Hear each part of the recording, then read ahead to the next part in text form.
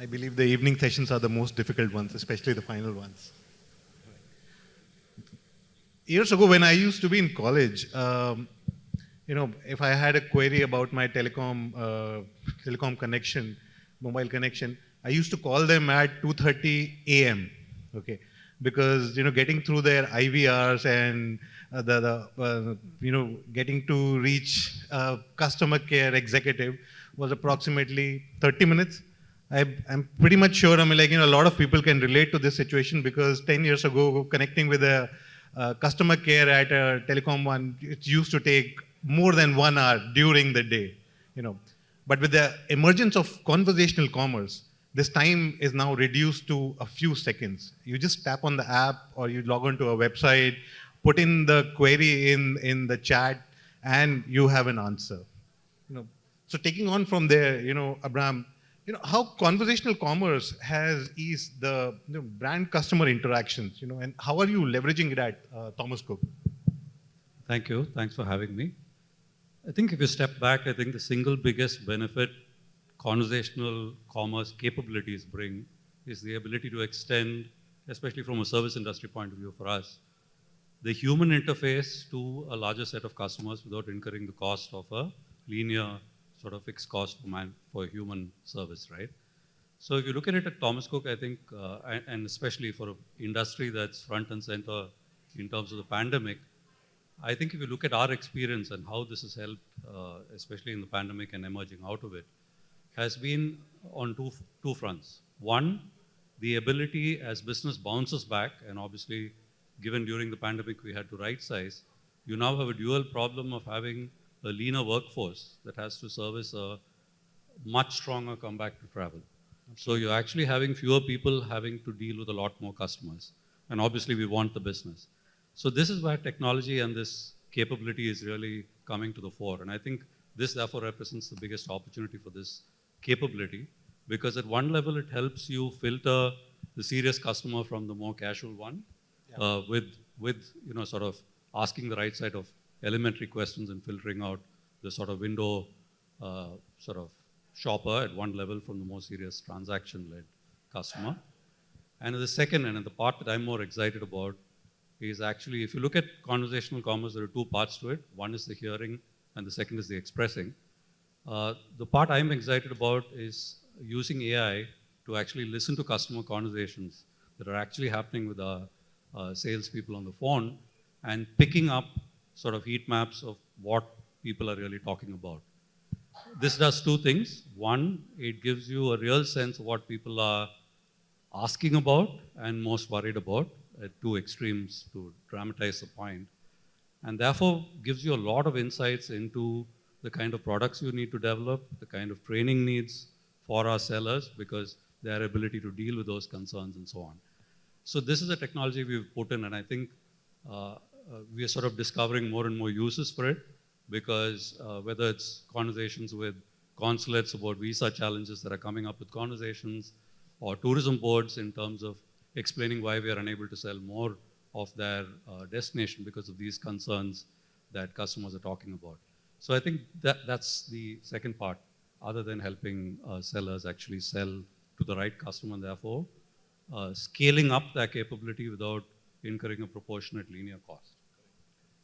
Santosh, at Licious, what are the kind of frequent interactions, that take place, with the help of conversational commerce solutions that you have deployed? First of all, thank you for having me on the panel. Thank you. For those of you who don't know Licious, I want to introduce the brand and organization as well. We are a brand and a company that's looking to revolutionize meats and seafood, and we are 7 years old in this country. When it comes to conversational commerce, Devesh, I think the point is that we as a brand are proud about the fact that we are not just a product brand, we are a product plus platform plus service brand. And because D2C is in our genes, conversational commerce is not just a choice for us, it's an imperative. Because what we are essentially trying to do is mimic the experience that a consumer has in the physical ecosystem. If you look at how meat buying has operated for decades, people go to their local butcher, local store and order specific cuts of meats. There is a very interesting interplay and relationship at play over there. Unless we mimic that on our app ecosystem, we won't be able to migrate all of those consumers from that wet market system to our app. So in terms of how conversational commerce is already at play at Licious, I would say that we are at varying stages of deployment. There are 3 stages. There is a part of the customer experience funnel, the part where the customer enters the ecosystem, browses through the catalog and places an order, where we want to do a lot of things as far as conversational commerce goes, but we've not been able to do much. We're building infrastructure to achieve that there. In the second part of it, where opportunities like cross-sell, upsell emerge, or opportunities like how do you pass on tips, tricks, techniques to the consumer, we're already at play. Except we don't do it with the help of a live chat or a chatbot within the app. We do it where the consumer is, which is on WhatsApp. That's the part of the customer experience funnel we've already activated as far as conversational commerce goes.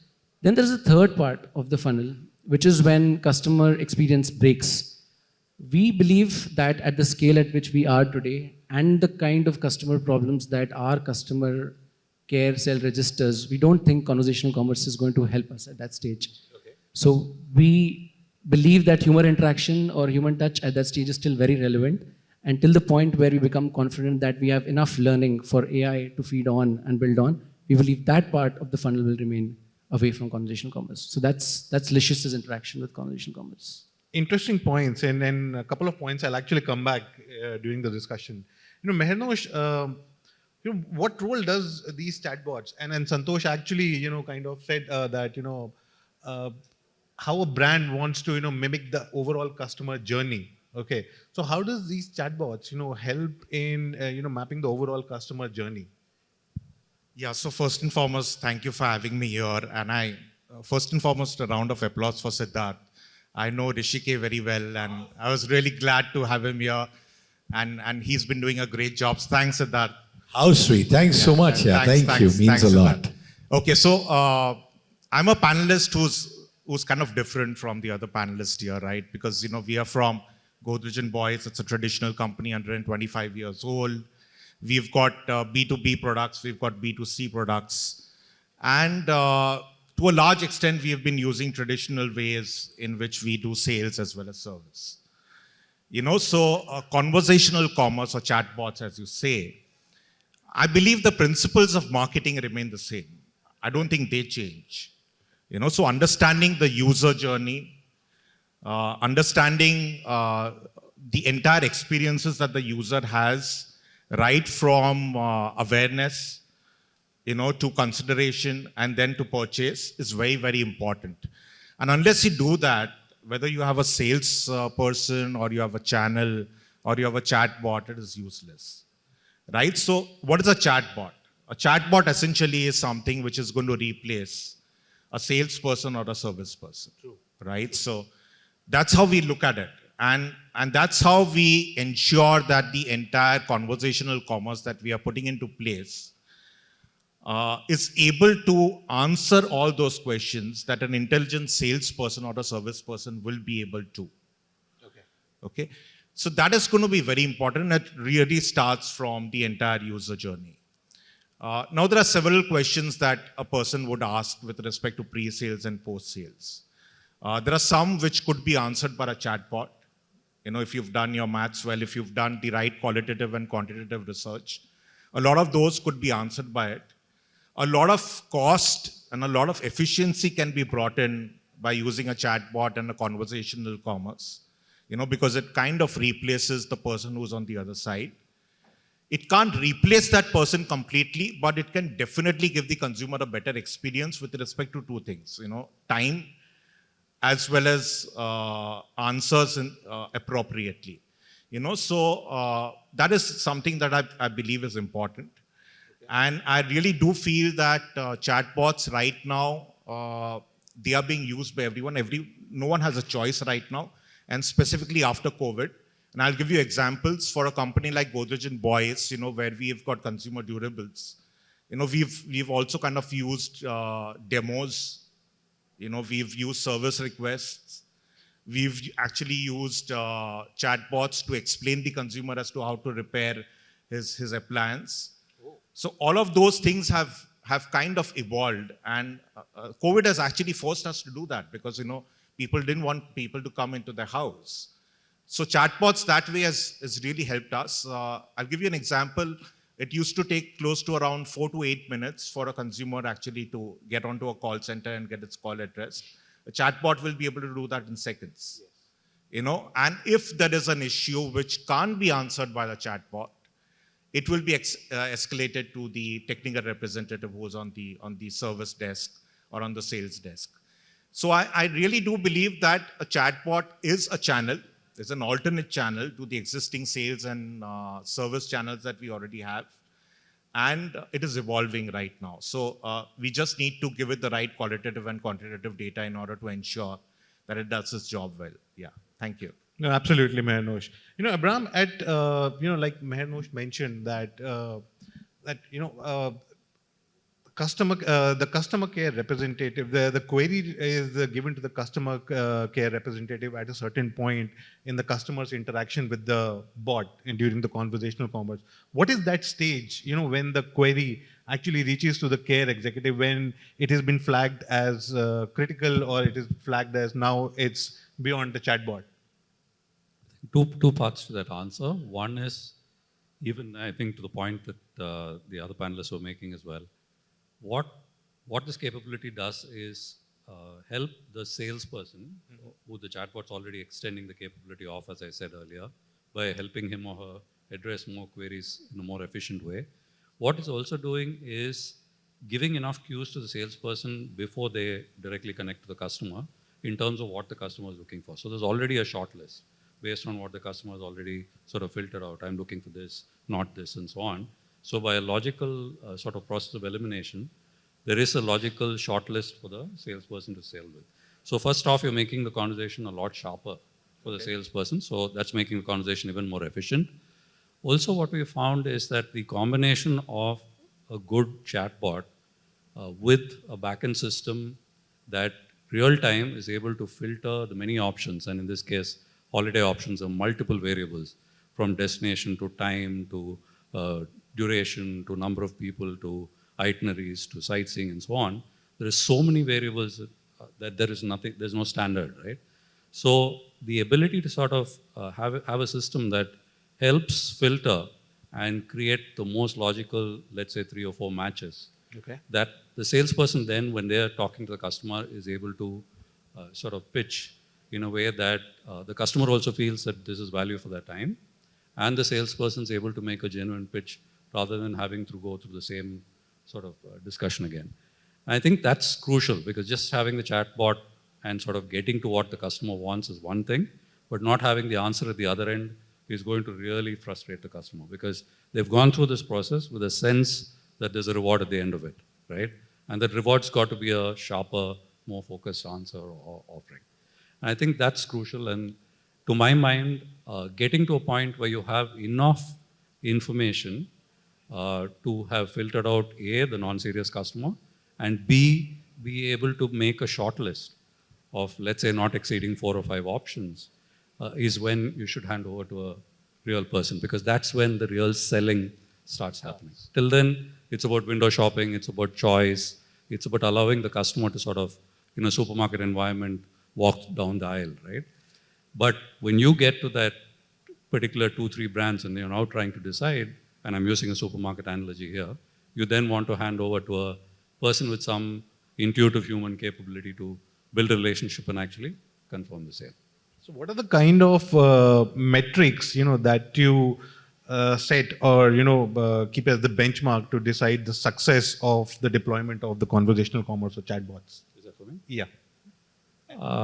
So I think, I don't think the right way is to look at matrices as much as, and I'm saying this because this is to our category, it's extremely subjective. And there are so many variables that judging a success parameter or an average would probably be a big disservice both to the technology and to, you might quickly come to the conclusion it's not working at all. Because no 2 questions 2 customers ask about a holiday, even for the same place, are going to be the same. So to that end, I think what's important is for us to be able to filter at least to a point where you're able to make a sharper sales pitch. Like I said, the 3-4 options that are a sharper pitch. That's probably the right metrics. What's also important, and I'm sure everybody knows this, is to have a team that's actually working on the success and failure information of those conversations, both where it succeeds, learning and try to replicate it to scale, and two, also the failure points, so that the AI then is now better prepared to take this question the next time it comes from another customer. So that the AI and learning, machine learning actually helps the platform actually get sharper and more capable to make a sharper shortlist for the next customer. And over time, and I think this is crucial, this can only happen over time and experience, because the machine's learning. The more conversations it goes through and the more times it fails as well, is how it will get better. Mehernosh, do you concur with these thoughts, with the matrices that Brahm shared? Yeah, so I'm going to make it a little simple. So let's imagine that there was no chatbot, right? So what are the matrices that you would expect from your sales or your service person? Number of leads generated, number of queries answered, number of issues resolved, and all of those things, right? Those are the things that you would expect a salesperson or a service person essentially to do. A chatbot essentially is replacing the sales and the service person, right? And the chatbot is trying to ensure that you are going to be able to do that in a shorter period of time and quicker, and you're going to be able to do it quickly. So the matrix essentially remains the same. It doesn't really change a lot. Digitally, of course, a chatbot is going to help the consumer to experience something much faster than what he would have in a physical world. Okay. So the matrix to a large extent remain the same. The other matrix, of course, which is going to be very important, is the amount of human intervention that the chatbot is going to give. Right. That's going to be crucial. So I believe that if the human intervention is very large with respect to a chatbot, that's where, it is not doing its job well, or we have not been able to do the right kind of qualitative and quantitative analysis in order to ensure that the AI is powerful enough to ensure that the chatbot is efficient enough. Okay. So that's how I would rate it. And I'm purely coming from a very traditional manufacturing consumer durable company. Yeah. Okay, so the CSAT indices, which most of the brands keep as the metrics, they depend on lesser the number of human interventions that has happened with the brand interaction with the customers. Yeah, for sure. So for instance, we have deployed chatbot in all our 4 B2C businesses. We've got security solutions which are very complex. We've got locks. We've got furniture, we've got appliances. So a chatbot essentially needs to tell the consumer what sort of appliances or what sort of furniture he needs to buy and what is the right security solution for his needs. It also needs to tell the consumer if the appliance has failed in a certain way, how it can be repaired without a service technician actually coming there. Okay. So it's kind of complex. So a lot of things that we enable the chatbot to do with respect to actual live demonstrations, because people expect live demos, right? In a category like ours, like security solutions or locks or appliances, etc., people expect demos. So a chatbot essentially being able to tell the consumer that this is how the product is going to work, and if it is going to be able to do it well, I think it is going to be efficient enough. And we've seen success. Right. So I'm saying that COVID to a large extent has been a significant push, specifically with respect to traditional companies like us, in order to ensure that we digitize to the maximum extent possible. And the call rates that have actually gone to our service center have significantly reduced with the chatbot coming in. Because consumers are okay right now, they're far more intelligent with respect to DIY kits, with respect to demo videos, with respect to installation videos and all of that stuff. And if that helps and there is minimum human intervention, I think it works. Yeah. Right. Thank you. Santosh, the other part, the other side of the conversational commerce is language. Okay, because India is a diverse nation. We have Hindi, English, Punjabi, Malayali, Kannada, Odia, Marathi. So, the customers from all over the place, all over the country, are reaching out to brands and large brands which have presence, across categories. So how important, and are these conversational commerce tools trained for multiple languages? And because it's not always English, it's English or Punjabi plus English or... That's a great question. And let me also use this question to share my vision of what conversational commerce is, because I firmly believe it goes beyond live chats and chatbots. In my mind, if you look at the Indian landscape, we've always been a set of consumers who have a relationship with the people we buy stuff from, with the retailers, which goes beyond transactions. People have milkmen, milkwomen who come to their homes. They have people who they buy fruits and vegetables from. There is a separate dedicated person they buy meats from. There is someone who they buy groceries from. Yes, of course, there's a lot of transition happening across categories these days, but the reason why most of the consumers still have stuck to that traditional landscape is because of the relationship they have with them. And language plays a very important role over there. And I would go to the extent of saying that if we can blend in those languages and bring in a level of colloquialism into them, that's when the experience that people have on apps through conversational commerce would mimic the real world interactions as well. And that would be the ultimate success of it.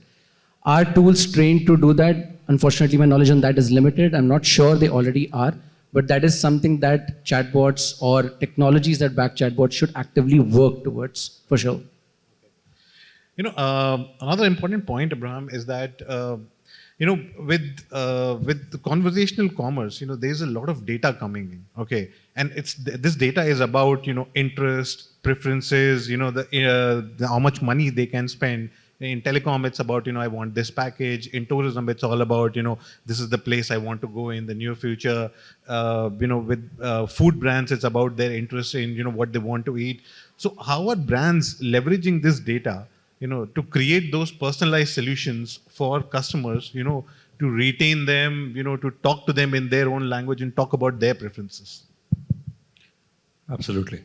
I think, again, to the point on, looking at AI as a means to look at all this data coming in, because as humans, our ability to process the amount of data that customers are giving us is actually so limited, it's not funny. So what AI is doing, whether it's multiple chatbot conversations over time, or as I said, the AI that we're using to actually listen to physical voice calls, to actually analyze what customers are saying and sort of draw maps for us in terms of what they're talking about the most, what they seem most concerned about, where are they using contextual words like excited and destination, right? So you sort of get a sense of what destination excites people the most, or what destination are they most worried about, right, or where are they most concerned visas will not come on time, and so on. I think that ability to use AI to look at the information and give you very sharp answers to focus questions, whether to help decide which destination you should put more money to market, what kind of products they're looking for, longer holidays, shorter holidays, where are the concerns so that you can train your call center people to pitch, to sort of anticipate, because that's what's on top of their mind. Can I address it in the script right up front, right? So these are decisions that you're able to take because AI is able to look at all that data and almost real time give you the 4 or 5 things you need to do with perspective to that decision you're trying to make. Right. Mehernosh, how are you leveraging that data, to create that solution? Because yours is a completely different category and it's a multiple, categories thing. So how are you leveraging data? Yeah, so I'll speak on 2 things. The first one is on data, and the second one is on the language part that you asked my fellow panelist. So data, of course, is being used significantly. So we've got a CRM process in place in which we analyze consumer data across all our categories. We ensure cross-selling and stuff like that. We analyze the number of queries answered, the efficiency of the chatbot itself, the kind of questions asked, the kind of people who are asking questions with respect to service, with respect to installation, with respect to demo, etc., etc. So across categories, and we use that for cross-selling and a lot of other things. So CRM essentially enables you to do that. There are several tools which are available right now which will enable you to do that as well. With respect to language, it's a challenge. Okay, in India, it's a huge challenge. So, and I'm sure my fellow panelists will agree. So, to a large extent, a lot of people right now are doing English. Okay, even if you were to use language processing, natural language processing, NLP, uh, with respect to doing that, even advanced NLP and then getting into several languages that India speaks, it's quite a challenging affair. Right. Okay, so from that point of view, I think marketeers and people like us need to do a lot with respect to advanced NLP, with respect to ensuring that we've got all the languages in place. English, for that matter, is very important. Which is not predominant in any part of the other world. So Right. English is only spoken in India. So how do you ensure that advanced NLP actually recognizes English and you're going to be able to answer to the query well? So these are issues which are there with respect to conversational commerce and with respect to chatbot, but it is here to stay. Okay. You can't take that away because a chatbot significantly reduces consumer interaction time. It significantly reduces cost. And therefore, a lot of companies would want to go in for chat boxes because you're going to be able to deploy all that money into things like advertising and a lot of other things. It significantly enhances the brand experience also for the consumer because a company having a chatbot, is definitely perceived to be much better than others who don't have that. Right. And WhatsApp is very popular. So a WhatsApp chatbot really works wonders. And we have seen that. So I think companies don't have an option with respect to not doing this. This is something which is mandatory. People will have to do that. But having said that, there are a lot of other challenges also. And you spoke about human intervention. I think that is going to be obvious going ahead as well because there are things that are not going to be able to be answered by a chatbot. And it will evolve as we go ahead. So it's a thing that is going to be evolving. It is going to be different for different people. For our B2C consumers, it is simpler. For our B2B consumers, it's far more difficult. Like, for instance, we do that for a material handling division as well, which is into forklifts. There, the complexity is far more different. Okay. So it really varies from companies to companies. Of course, for a pure click company, it is easier. For a blick and click company, it's more different. Yeah, thank you. So Santosh, do you see these bots as sales channels or brand building channels? How do you see them? Oh, we still have a couple. Okay, I'm going to quickly try and answer that. I think there is a role for chatbots to be sales channels, grievance redressal channels, brand building, all of it. I don't think there is segregation. I think this context is also extremely important. Depending on the kind of brand you're driving and the organization you are, I think the role for chatbots also need to be accordingly customized. Great. I think we have run out of time, and the timer is also showing time's up. So, thank you very much, for sharing your insights. Actually, Devesh, I just wanted to tell you, you can go on as well. We have allotted more time for this.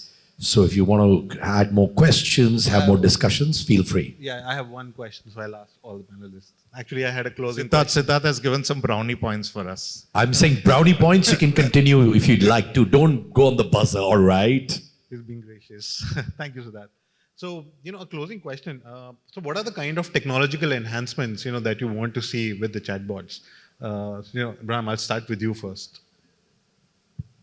Language for sure, so that's definitely one thing. Two is that, what's an extension of the language challenge is the fact that even people who are using a chatbot in English, let's say you give them 3 options on the menu on let's say an app, the way they phrase, or if you give them a free text field, the way they phrase the question, if you have 5 people in this room picked up at random, the same question will be phrased differently, right? So it's quite a challenge at multiple levels. Even within English, there are multiple challenges. So I think to really make this technology leapfrog the next level of efficiency in India, I think we'll need a lot of local level development happening, which can not only localize, but Indianize. I'm making my own word up here, but Indianize its own capabilities to be able to handle the diversity even within a language. And the same problem is multiplied in regional languages as well. No two Malayalis speak Malayalam the same, and so on and so forth. So even if you were to make it language capable, the way we phrase the same question is very different.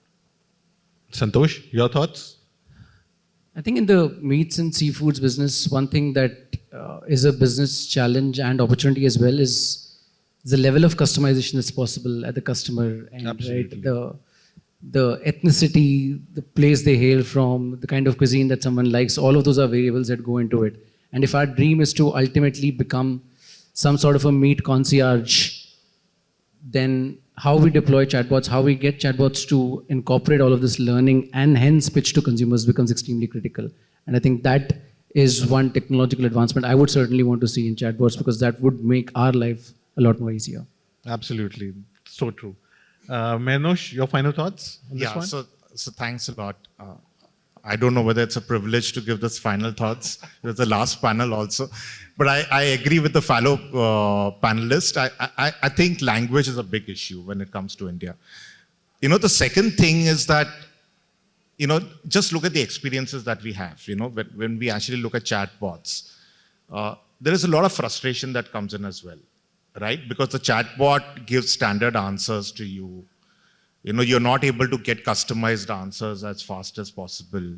So you want to speak to someone who's going to be able to understand you. Consumers right now understand whether it's a chatbot or it's an actual consumer, it's an actual person speaking to you, right? So from that point of view, the frustration is very high. And you would see that in a lot of apps that we do it on a daily basis. I'm talking like a consumer right now. So I think the biggest challenge is with respect to artificial intelligence. How strong is your artificial intelligence? How strong is your qualitative and quantitative data in order to understand what the consumer actually wants to say and is going to be able to answer all those queries? I think that is a place where we have got a long way to go. And if you're not going to be able to do that, a consumer is going to ask for a person to speak with. So I think artificial intelligence is going to be very important going forward for a chatbot. And that's something where a lot of brands are going to be investing a lot of money in as well. Yeah. Thank you. Totally agreed with you, Mehernosh. And I think a user's patience is no longer than 2 minutes. If he's not getting those customized and the right answers in the first 2 minutes, then he really wants to speak to the customer care executive to share his grievances. Great. Thank you very much for sharing your thoughts with us. And, it's absolutely kind of established that, it's very difficult for any brand to, go ahead, without, conversational commerce tools because customers now want, seamless experiences. They want to speak to the brand, in just a matter of seconds and don't have the time to wait. On that note, thank you very much for being here. Thank you. Thank you very Licious, much. thank you. Appreciate it.